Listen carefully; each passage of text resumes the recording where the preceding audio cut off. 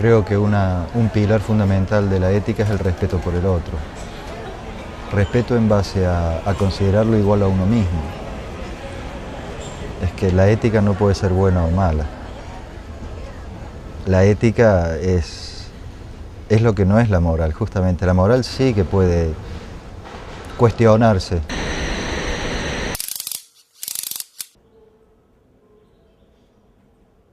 La ética es interior, es la madre de la anarquía, es la sangre de la anarquía. De la anarquía no de la meter bombas y que pete toda la sociedad, sino la anarquía que no hay necesidad de leyes porque cada uno se autogobierna. La moral es la traducción de ese sentimiento ético a lo social, a lo cultural, a lo histórico, al interés de la moral cristiana, al interés de la moral victoriana, al interés de la moral... La moral siempre está identificada con grupos de poder que aprovechan esa presión moral sobre el individuo para dominarlo. Viene a cubrir el vacío de la ética y la prohibición está sustentada por la moral. En principio creo que hay distintos tipos de prohibiciones.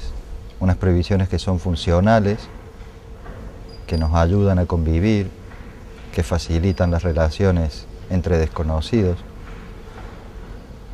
Y esas son las que pienso que realmente tienen un sentido. Básicamente por eso, porque ayudan a la convivencia. No todas las que son sociales nos van a favorecer, porque también está claro que la moral actúa dentro de las prohibiciones de estas sociales o funcionales. Si hablamos del nudismo en una ciudad, se lo puede interpretar como que realmente es necesario que la gente tenga prohibido ir desnuda, o podemos pensar que si el individuo así lo desea y así lo siente, puede ir desnudo.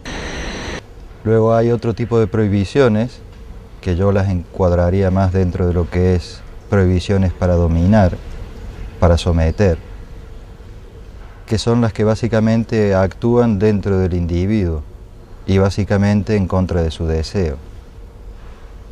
Esas prohibiciones yo creo que debemos intentar superarlas, encontrarlas y superarlas, porque nos alejan de la libertad individual, personal.